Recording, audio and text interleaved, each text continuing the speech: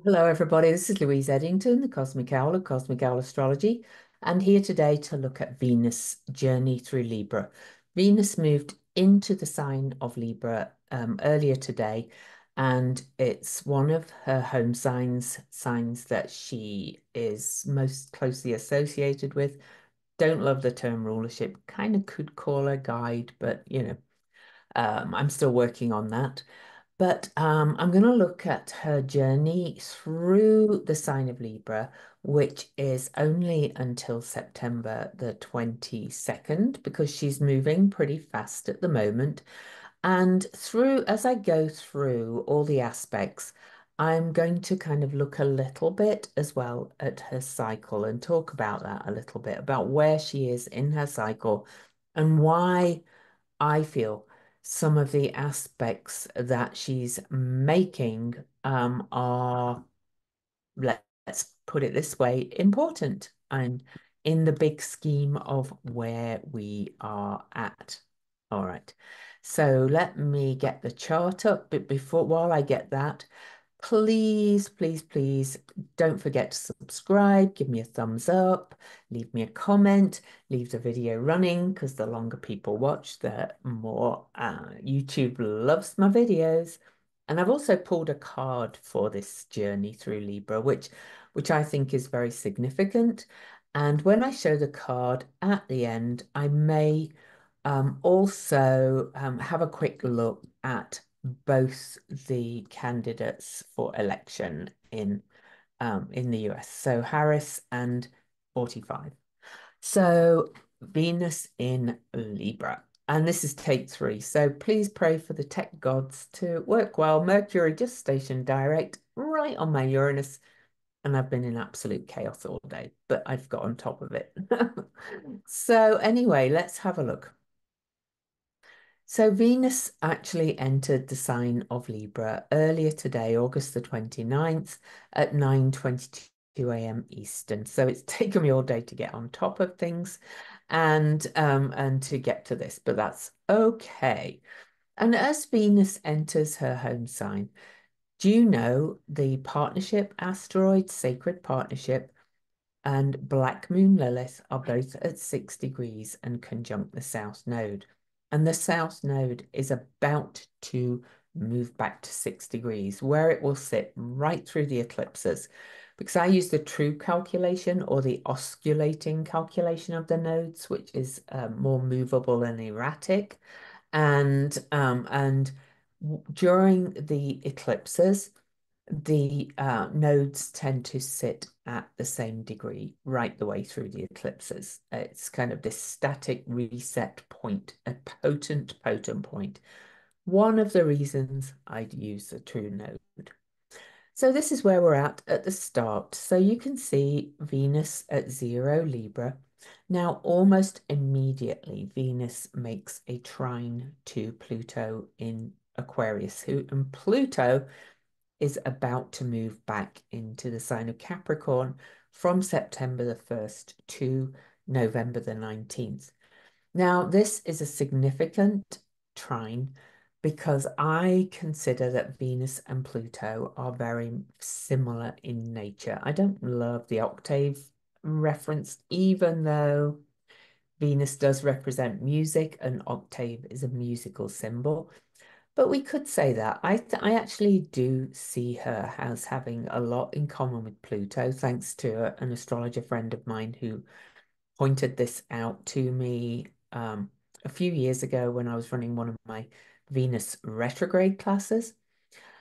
But I also do think that she has a lot in common with Neptune. And if we remember both of those, but remember, Venus has two sides to her, right? She has this earthly side and she has this kind of more kind of airy, kind of light air sign.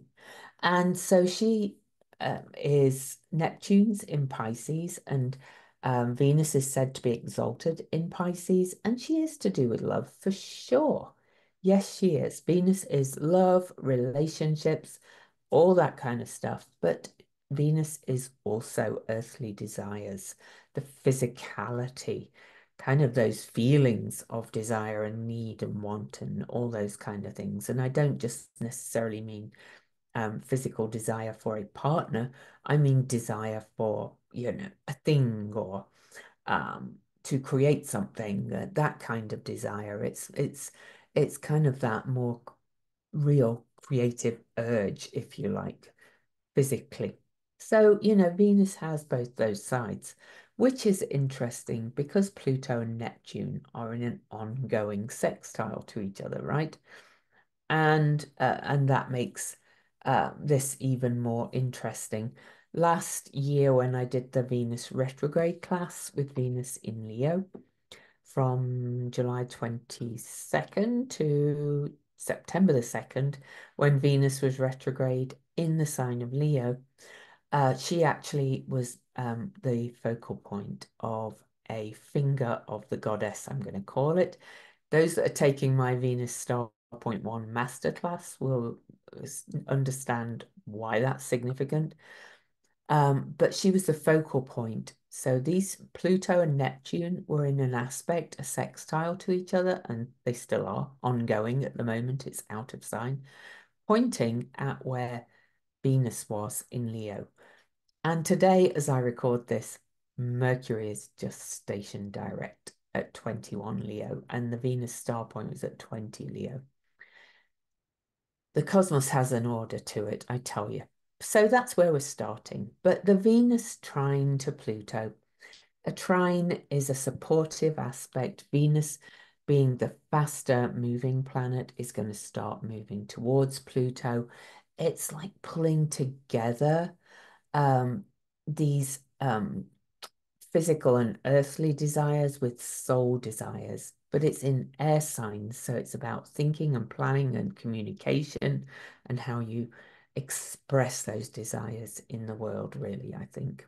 And, one of them is for peace and harmony. One of them is hopes and wishes for the future. That's where we start with Venus. So that's a whole lot of stuff to say for the first day.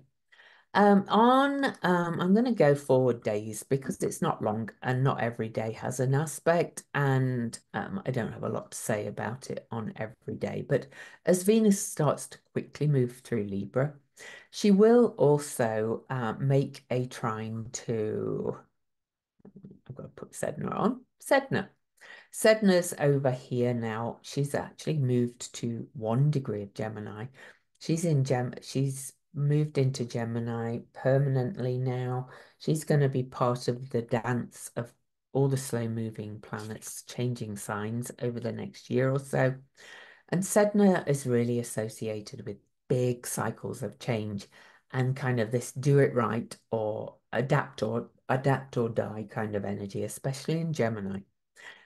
And I think we will. But, it's personally, you won't feel that much, but you might start with this air grand trine. So Pluto, Sedna, Venus, you might hear some very creative ideas to bring more peace, balance, harmony, and adaptability, how we're adapting to this major paradigm shift that we're in, which is quite astounding.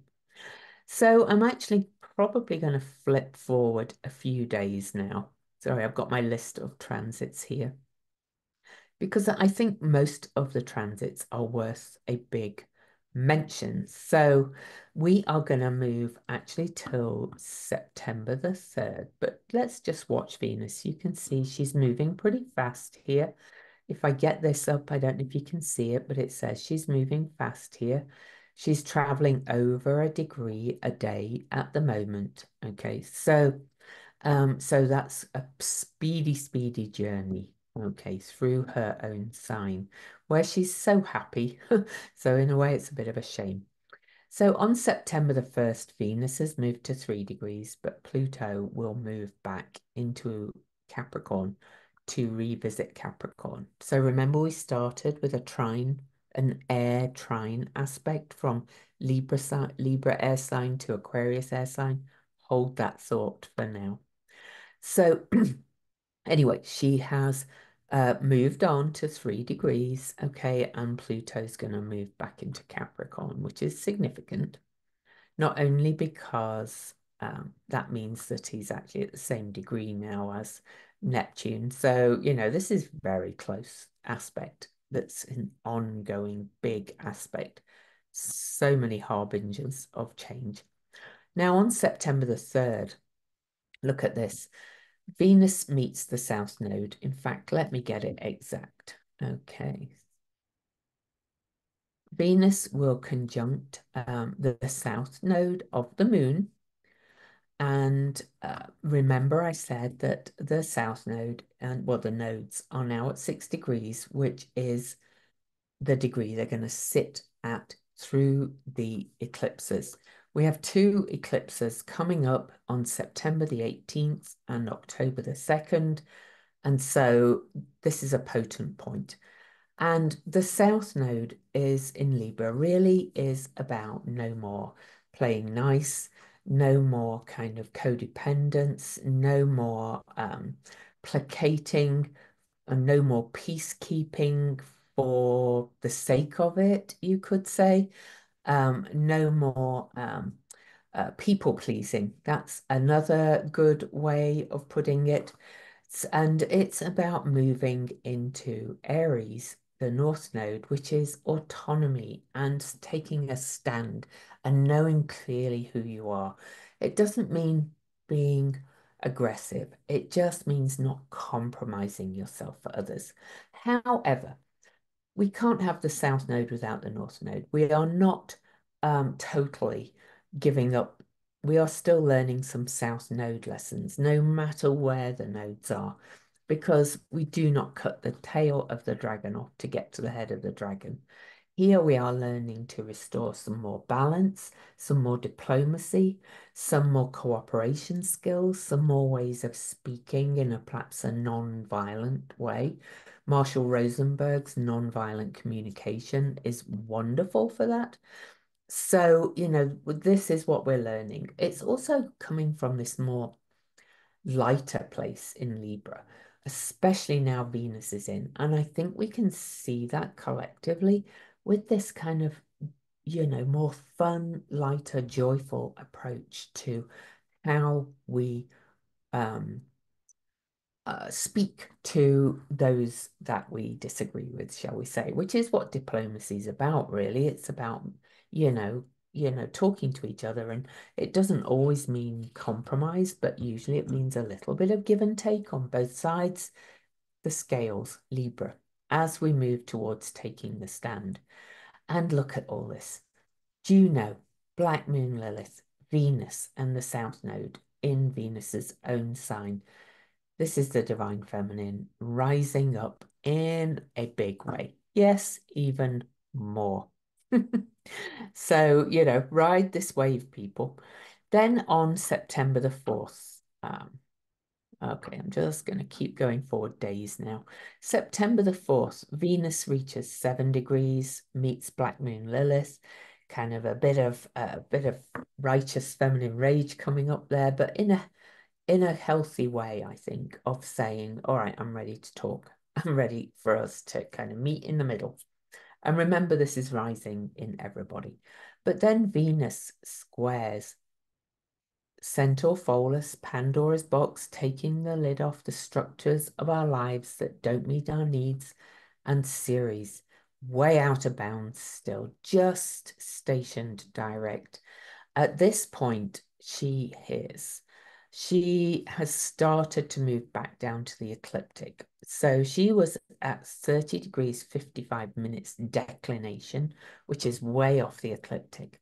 Anything more than 23 degrees and 26 minutes is out of bounds. Now she's at 30 degrees and 52 minutes. She's coming back down to earth. Compromise. She's feeling less, she's starting to feel less erratic. I see these Ceres, Pluto, and Venus, and I have to do another video as well, as really the core of the Demeter, Persephone, Hades myth, especially if you take it from a psycho-spiritual perspective, that we have maiden, crone, and crone, maiden, mother, maiden and mother. Maiden, mother, and then our deep soul desires, including kind of, growing up and becoming sexual and eating the forbidden fruit and all that kind of stuff. So this is all significant. And when Venus squares all of this, especially because this is still square the nodes, square Black Moon Lilith, square to Juno, who was the queen of the gods. She was Jupiter's wife. And she represents women and children, but also sacred partnership and the coming together of all opposites. This is saying, I'm done playing nice, and we are going to kind of fight for this more equal energy, or we're going to at least we are going to create it. I think co-create it is a better way than saying fighting, because I'm not seeing much fighting in all of this. I'm seeing that more, I'm just going to do this kind of thing, and we are coming together to do this. So this is what all this says to me. Okay, so on to the 5th.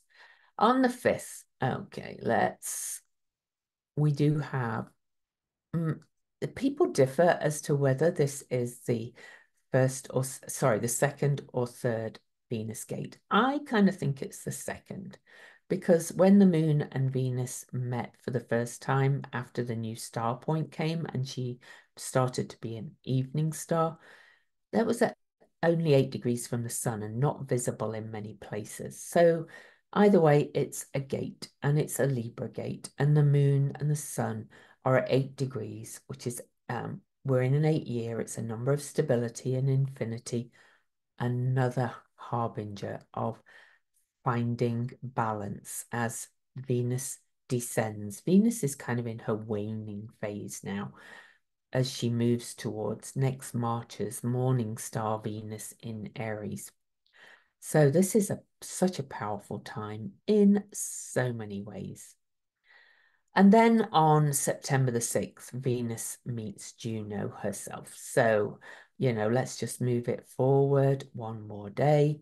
So there we are, Venus and Juno meet, and Venus leaves this little huddle behind and starts to say, all right, it's time to co-create this better future. And I think we're hearing, a lot more of this. Let's come together.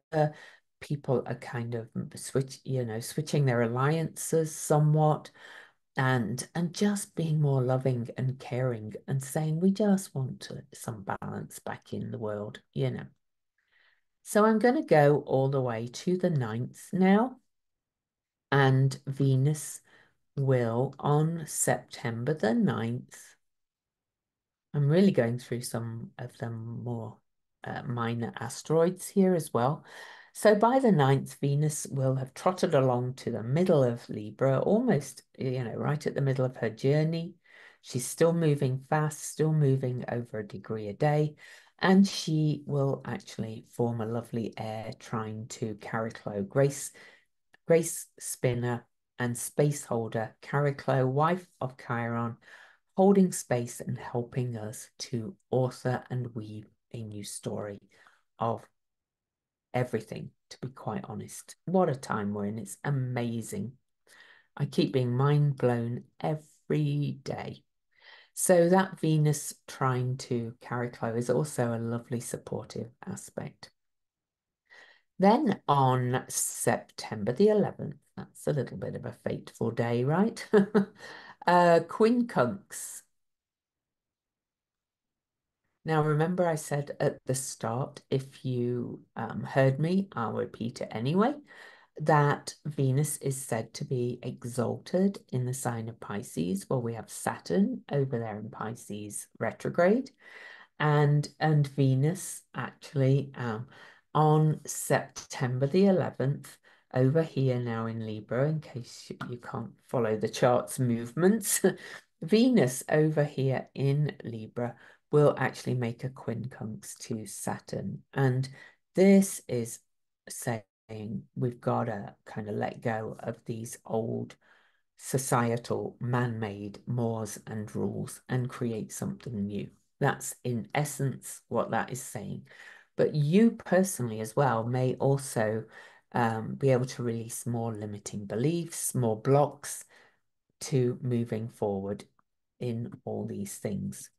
Now, I've just realized I want to add one more thing into the chart, and there is a method to my madness. So bear with me, I'll add it in because on September the 12th, I'm just going to push it forward a day.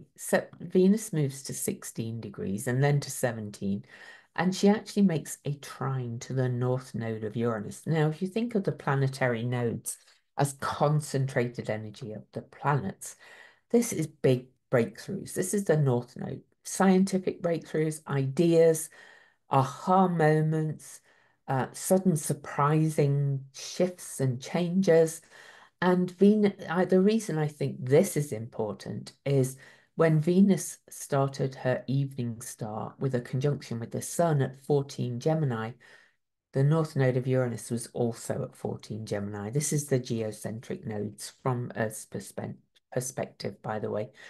And so this has this radical creative spark kind of energy as well. And it's really related to what began on June the 4th with the Venus star point as evening star, which is more love goddess star, by the way. And then on September the 13th, Venus also makes another quincunx to retrograde Nessus. Remember, Nessus has been revealing abuses of power. This feels, because Venus is now heading towards these as well. They're all heading towards each other. This feels like, it's kind of all coming out and it's ready to be released and let go of. I've talked about that a lot in my Substack blog. So on to September the 15th. Now mark this day on your calendars because, I like, whilst I don't think there's any like real challenging times of as pertaining to Venus through Libra, there are some particularly sparkly days, and on September the 15th, Venus makes a lovely, supportive, creative aspect of opportunity from 20 degrees Libra to Jupiter at 20 degrees Gemini. This is kind of saying, lots of ideas, creative, big, expansive ideas, perhaps building on the ahas that have come from the releasing on the South Node and the letting go of the aspects to Saturn and Nessus. But, even if I don't use the terms benefic and malefic, Venus and Jupiter are generally lovely energies, and this is really deeply creative and expansive. So I would make the most of it, especially if you have planets around 20 degrees. This happens to be opposing my Sun, so Jupiter in Gemini. So I'm very happy about this aspect. Oh my goodness. I could do with some just smoother sailing, even though I'm absolutely fine and kind of reaping the rewards of the less smooth aspects. So, but right after that, then Venus opposes Chiron. She opposes Chiron.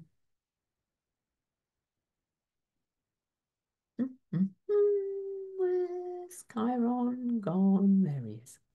She opposes Chiron on September the 16th at 22 degrees Aries Libra, a master number, the master builder, but with master numbers comes more responsibility. But this is really helping us to create and say, we know, we've kind of let the light into the wounds and we're filling it with gold, and we are saying we are going to be we are healing. We are going to lead the way and help others heal and restore this creative balance into the world.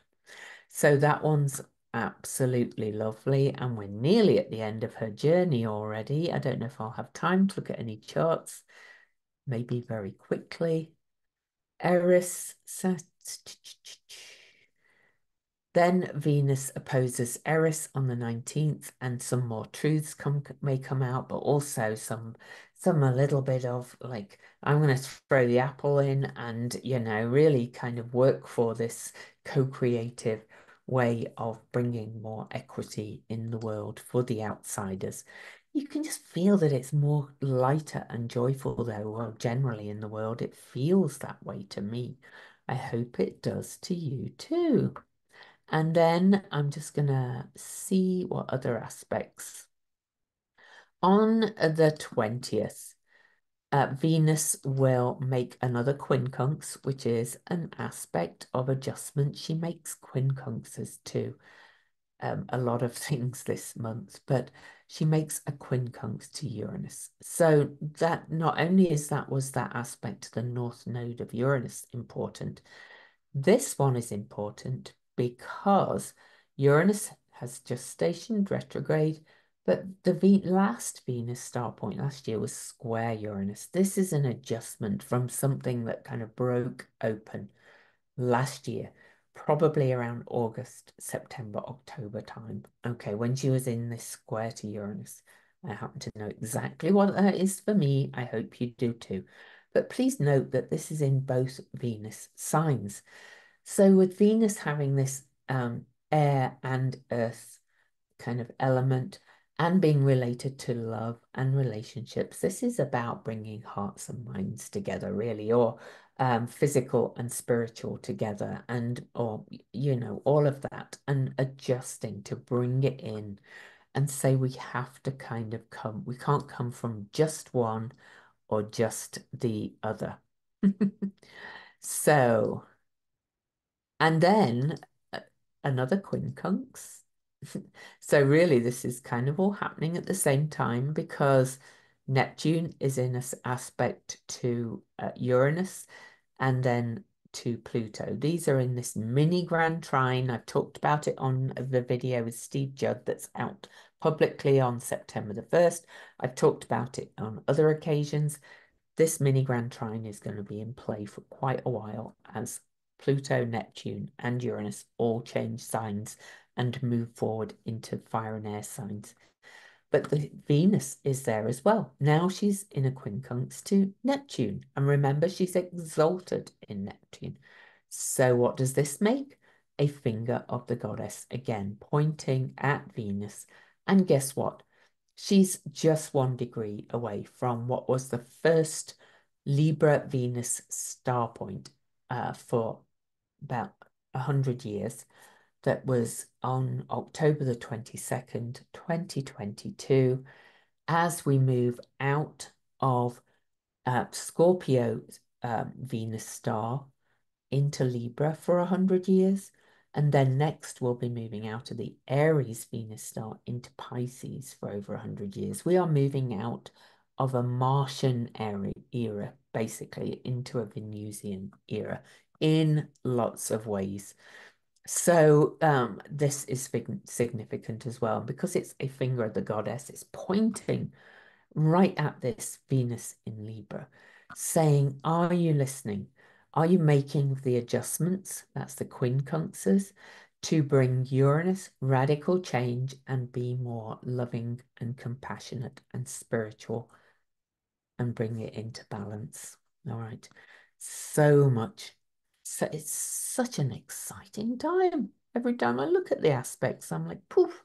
Now, her last aspect before she moves into Scorpio is a square to Pluto. And if you remember today, when I record this, August the 29th, when she's just entered Libra, she started with a trine to Pluto. Well, she's moved so fast now, she's in a square. And this is a closing square at the anaretic degrees of signs of Libra and Capricorn, the cardinal signs, saying, are you ready to bring the change, be the change? Cardinal signs are initiating. Now, this is all leading, by the way, to a conjunction at 0 Aquarius by the time Venus gets around to here, but Ceres will also be there then. And remember I said Venus, Ceres and Pluto are kind of that mind, body, spirit, the three shamanic realms in a way. So we are coming into wholeness individually, or we're being given the opportunity to come into wholeness individually and collectively. And it's beautiful. And, make note of the days because there's going to be some adjustments, some more adjustments, but overall, it's bringing things back into balance, harmony, equity for the good of the future. I pulled a card, one of my most beautiful cards that I love, the Queen of Pentacles. Happens to also be my card for Kamala Harris, but I'm not going to look at her chart now. Although I will say she has a 27-degree Libra sun. So all that stuff at the end, those quincunxes, and the finger of goddess is pointing right at her sun on at the end of this journey. It's her time, I tell you. So Kamala Bratt, it is. And the astrology just tells me it's her time. So anyway, this is Queen of Pentacles. Look at this. And of course, Pentacles has the Venus pentacle on it, the Venus star. And this is all earth and water signs. It's a very yin card. It's beautiful. This really represents the mother archetype, nurturing, warmth, groundedness, financial stability, security, abundance. Look how just connected and earthly and just in her embodied self she is. This is the message of the overall journey through Libra for Venus. I love being able to give some good news. Oh, excuse me. I will see you next time. Don't forget to thumbs up, subscribe, leave a comment, all the things. I'm supposed to remind you often, apparently, so I often forget. See you next time. Bye.